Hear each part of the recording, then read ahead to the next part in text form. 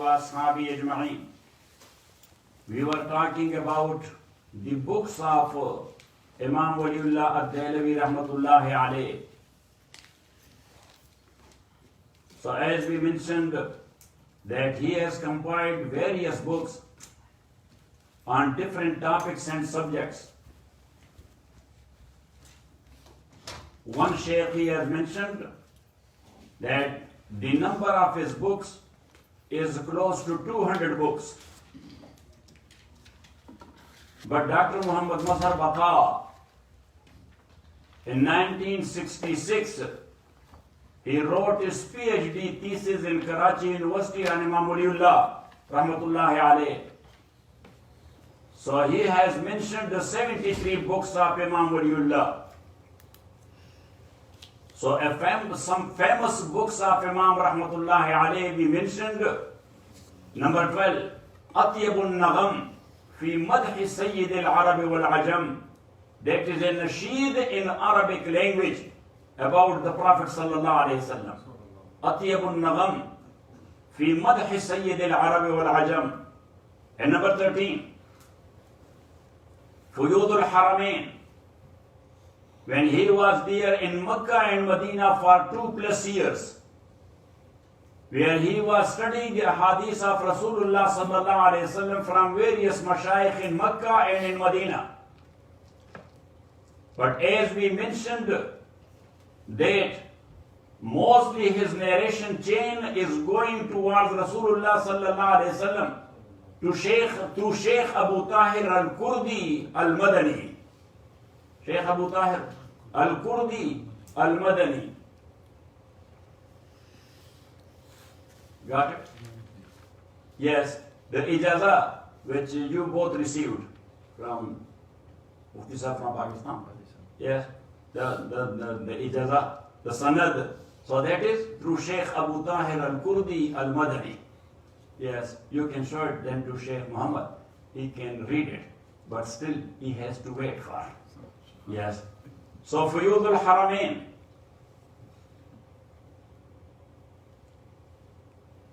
This book consists of the dreams of Imam Waliullah, his mukashafat and his ilhamat. 3 things. Number 1, the dreams. Number 2, when he was awake and he got inspired. And mukashafa is when he was in between awakeness and sleep. Yes?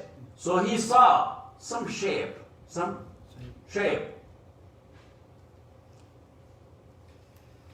So this is regarding Ilmul Suluk and Tasawwuf.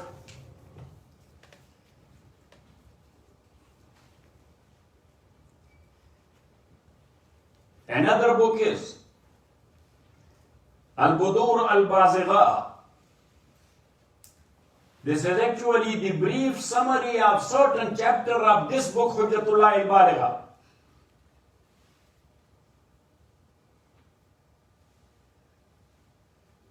And some suluk and tasawwuf is also there. Another book, At-Tafhimat al-Ilahiyya.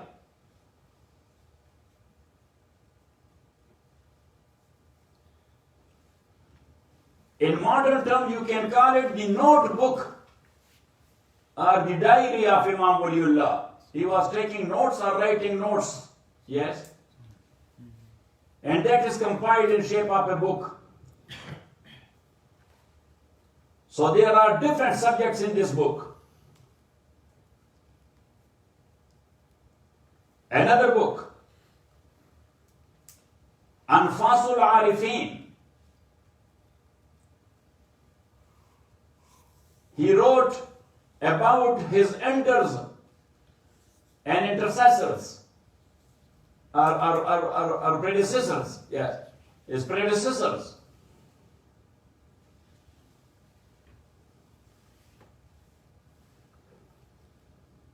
His own biography, written by him, Al-Juz'ul Latif.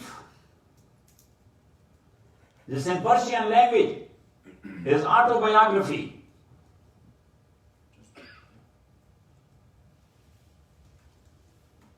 And the book we are therein, this is the famous ever book of Imam Hujjatullahil Balighah.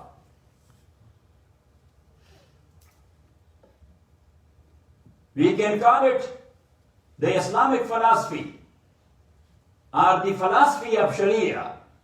The philosophy of Sharia. And Imam is the founder of this philosophy as a science.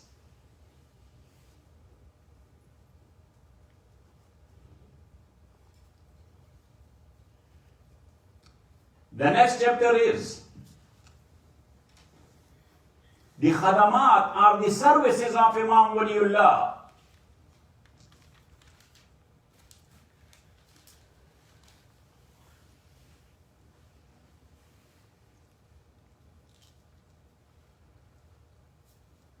Imam had such a nature that he was observing, and whenever he saw humans in difficulty, and especially the Muslims, he was not feeling sorry for them, he was feeling pain for them.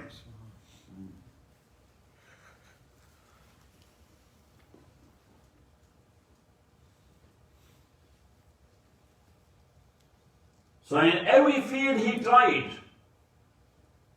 how to reinstate the dignity of human, and especially a Muslim.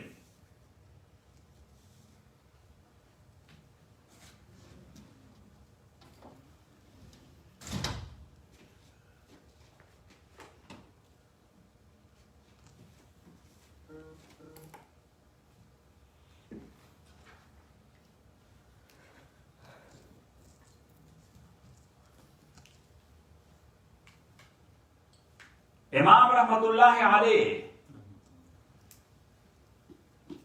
he studied Ilmul Hadith in Haramain. When he came back to India, for a long time, a concept was established there in India that to translate Quran in any other language, that is not allowed. Another concept was that if somebody will study Hadith, it will make him confused. So that's why the ulama, they tried to keep people confined to fiqh only.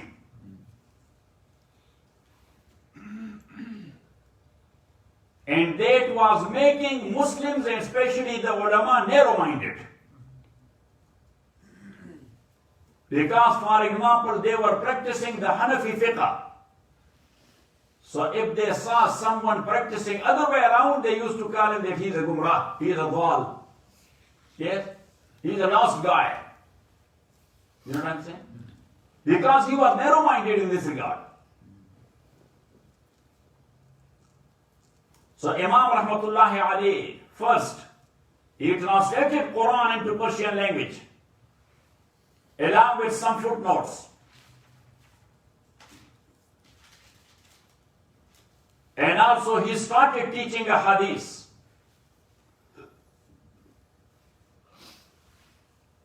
And he was not teaching tafsir and hadith only. Fiqh, Usul Ul Fiqh, and philosophy of Sharia. But he was insisting upon tarbiyah.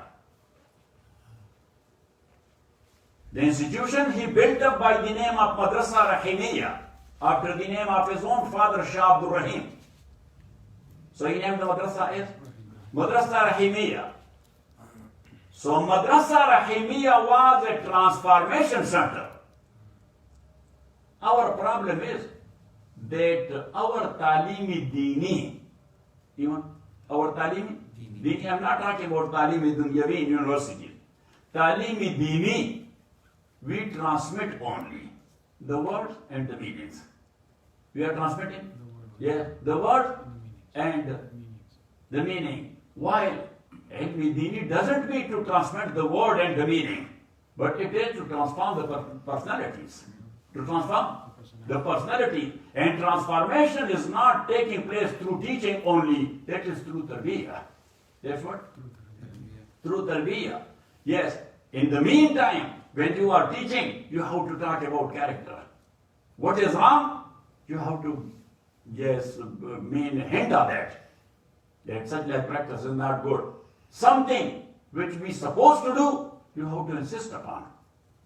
Got it? So transfer. And that was the case of Salaf, that they were trying to transform the personalities. And that's why it is said that a alim is known through his students. Through his students. Got it or not? And that's what we say, that if people are going to say something bad against the Sahaba of Rasulullah sallallahu alaihi wasallam, they are condemning the Prophet sallallahu alaihi wasallam actually. Got it? Their bad intention is, yes, to harm the Prophet sallallahu alaihi wasallam. The practice of our Salaf is that if any big alim is there, you know, yes, when Maulana Sahib, he used to come, yes, when he was coming, he was our elder, rahimahullah. When he was coming and he was giving us bayan there in Granada Hills, so I never praised him. Have I ever? Say, yes, I said that where from he got the knowledge. Yes, under whom he studied.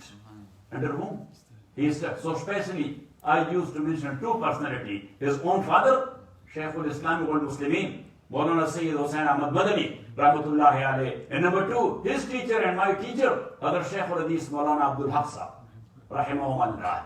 That he studied with these two awliya. He studied with these two awliya. And look, we praise Hazrat Shaykhul Hind. We praise who? Hazrat Shaykhul Hind, Rahmatullah, through his students. Yes, that what was the output of the teaching and tarbiyah of Hazrat Shaykhul Hind. So we don't say a lot about Shaykhul Hind, that how big a mujahid he was, how big a scholar and a alim he was, how big a practical Muslim he was. He said that, look, his students, number one, Shaykhul Islam wal Muslimin, Maulana Sayyid Hussain Ahmad Madani. Number two, Imam Inqilab, Maulana Ubaidullah Sindhi. Number three, the founder of Tablighi Jamaat, Maulana Ilyas Kaundelvi. Number four, Shaykh al-Tafsir, Maulana Ahmad Ali Lahori. Number five, Bukhari of his own time, Imam al-Asr al-Laman wa Shah Kashmiri. Number six, Abu Hanifa of his own time, Mufti Kifayatullah Sahab. Number seven, the Mutakallim of his own time, Shaykh al-Islam, Allama Shabir Ahmad Usmani. Every one named, ya subhanallah. Got it? You will bow down in front of their azma and their greatness. So this was the outcome of Hazrat Shaykhul Hind, Rahmatullahi alayh. So anyhow, so Imam Waliullah, his personality was a transcending personality. In India, as you know, that there are three major sects of Ahlul Sunnah. Number one, the Deobandi. And number two, the Barelvi. And number three, the Ahlul Hadith. These are three major sects in subcontinent, especially. The Deobandi, number two.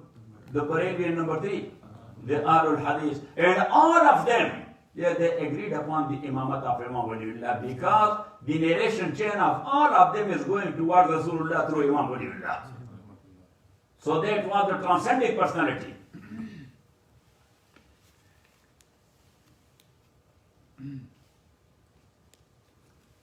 Now, as you know that every great scholar,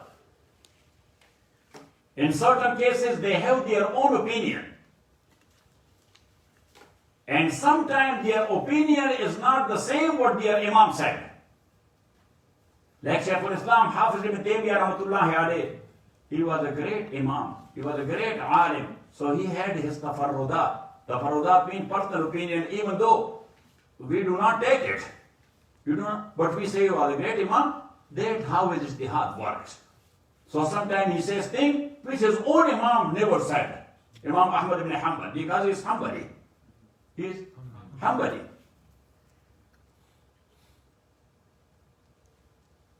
So Imam Waliullah Rahmatullahi Alayh, as an Imam, he has his personal opinion as well. Like as we said, that the Ummah agreed upon that Asahul Kutub ba'da Kitabillah Al-Jami' al-Sahih lil-Imam Muhammad ibn Ismail al-Bukhari. That the utmost perfect book after the book of Allah is the Sahih al-Bukhari. That's what the ulama agreed upon. Even though some individual opinions are there. Like Imam Hakim, he is of the view that Asahul Kutub is the book of Imam Muslim. Imam Hakim is great alim. He said Asahul Kutub is the book of Imam Muslim.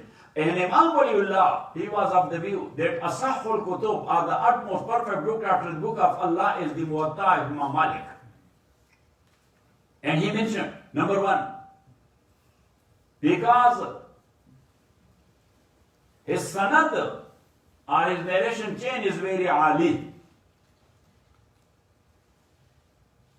Because between him and Rasulullah sallallahu alayhi wasallam, mostly there are only two people. Yes, Malik on Nafi, on Ibn Umar, on Rasulullah.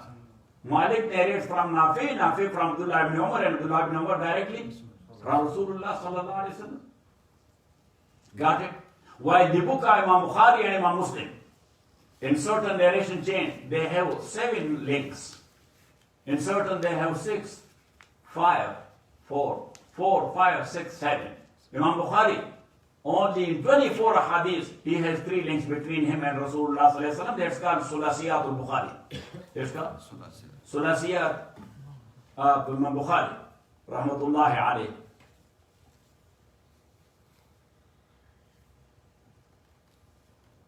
So number one, Imam says that his sanad and narration chain is ali, mean having little links or a few links between him and Rasulullah sallallahu alaihi wasallam. And number two, he says that it has the deductions and the fatwas as well. There are fatwas of Sahaba, fatwas of Tabi'een, and fatwas of Imam Malik himself. And number three, 2 major school of thoughts, and their Imam studied that and took it directly from Imam Malik. Imam Shafi, he took it from Imam Malik. And Imam Muhammad ibn Hassan al-Shaybani, the student of Imam Abu Hanifa, he took Muwatta from Imam Malik. And then Imam Shafi wrote a book in Hadith, Kitab al-Risala. That's correct. Kitab al-Risala. Imam has 2 famous books. One is Kitab al-Umm, that is in fiqh, and Kitab al-Risala, that's in hadith. Got it? And Imam Muhammad rahmatullahi alayhi, he wrote his book in hadith, Muwatta Imam Muhammad. So he named his book Muwatta following the footsteps of his own teacher, Imam Malik ibn Anas. Got it? Now, Imam Shafi, he scrutinized the deduction. And Imam Muhammad, he also scrutinized. Because a faqih and jurist, he cannot pass over issues like this. He is not like us just go and do as Rawal Bukhari and Rawal Muslim. Rawal Bukhari, he scrutinized it. Yes. Got it or not it? So now Hujjatullahil Balighah is actually the philosophical interpretation of the hadith. That is what? Philosophical interpretation of hadith.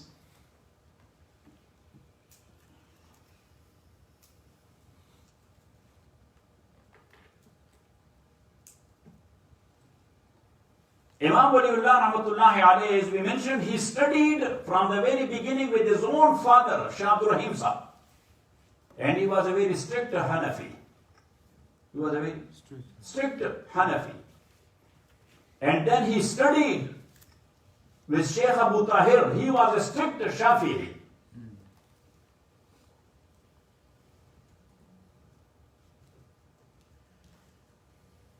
And that's why the ulama agreed upon one thing, that Imam Waliullah is an authentic scholar of Hanafi fiqh and Shafi fiqh as well.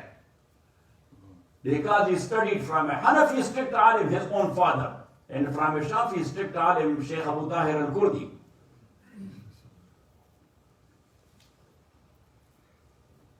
In Fuyuz al-Haramain, he has written,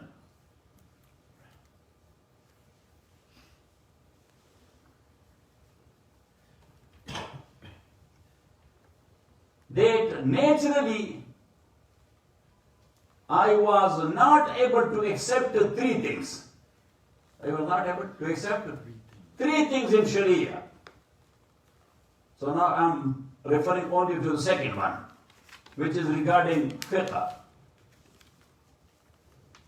So Shaykh Muhammad, he says, وَصَانِيهَا الْوَسَاطُ بِالتَّقْلِيدِ بِهَذِهِ الْمَذَاهِبِ الْأَرْبَعَةِ. That these three things I was not able to accept it.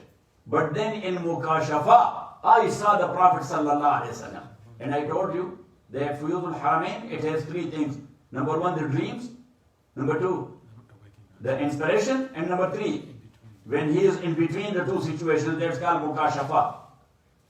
Got it? The first one is called Manamat. The second one is called Ilhamat. The third one is called Mukashafat. So in Mukashafa, when he was between sleep and awakeness, so he said, I saw the Prophet sallallahu alaihi wasallam. So he told me about these three things, and then I accepted it. So what was the second one? Wasaniha al-wasatu bit-taqlid bihadhihi al-mazahib al-arba'a. The Prophet sallallahu alaihi wasallam, he told me not to go out of these four mazahib. Not to go out of these four mazahib. Wasaniha al-wasat min al-wasiyya. Al-wasat بالتقليد بهذه المذاهب الأربعة لا أخرج منها.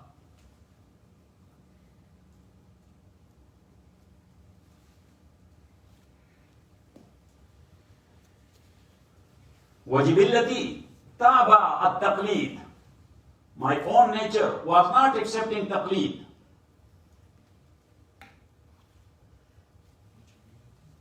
وجبلتي تابع أبايا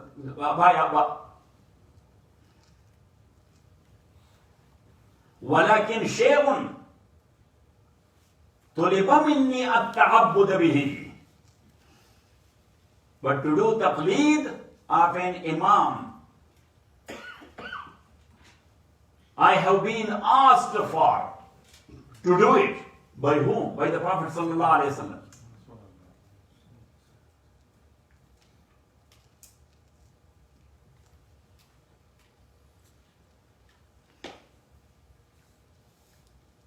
And he said also, Prophet ﷺ told me, وَإِيَّاكَ أَن تُخَالِفَ الْقَوْمِ فِي الْفُرُوعِ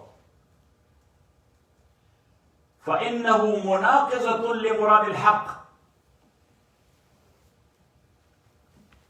That on furu' mean in fiqh. وَإِيَّاكَ أَن تُخَالِفَ الْقَوْمِ فِي الْفُرُوعِ. You should not go against your own people in fiqh. فَإِنَّهُ مُنَاقَضَةٌ لِمُرَادِ الْحَقِّ. Because that is against what Allah asked for. Got it? What Allah asked for. And that was the case of, look, Imam Malik rahmatullahi alayh, when somebody told him that Imam Abu Hanifa rahmatullahi alayh says like this. Yes? So he said, لَهُ مَا رَوَى وَنَحْنُ عَلَى مَذْهَبِ أَهْلِ بَلْدَتِنَا. وَنَحْنُ عَلَى مَذْهَبِ أَهْلِ بَلْدَتِنَا. لَهُ مَا رَأَى. That Imam is a great man. Yeah, whatever he saw and whatever he deduced, that is for him. But we are on the mazhab of the people of our own city, Medina. We are on the mazhab of our own city, Medina.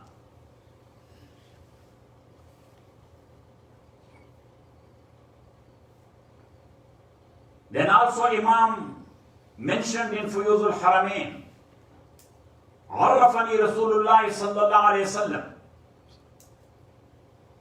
Shaykh Muhammad write it.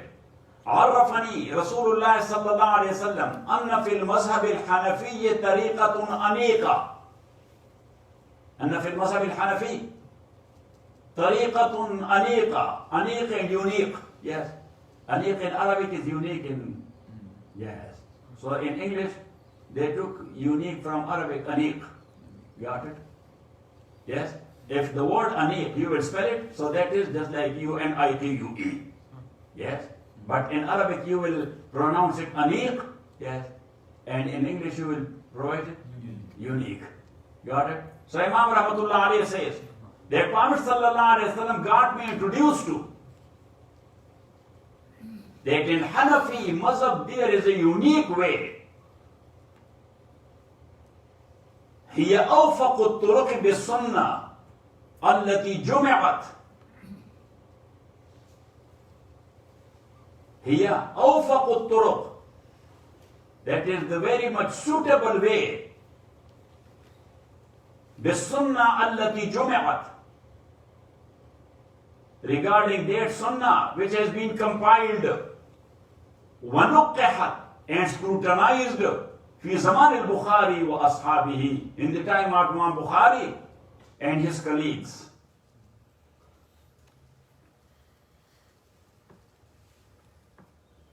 So now, you wrote it? في زمان البخاري وأصحابه.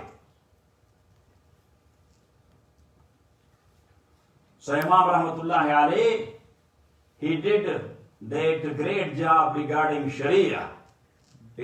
Otherwise, the mantiqa of India, that was full of prejudice against other mazahib. So Imam Rahmatullah alayhi, he made it clear to the people that all these four mazahib, that is the ways and the practices of the Prophet sallallahu alaihi wasallam. Got it? So that was regarding Shariah. Now regarding Tariqat or Suluk, what was the role of Imam Waliullah? So next time inshallah. Wa sallallahu ta'ala ala khairi khalqi Muhammadin wa alihi wa sahbihi ajma'in.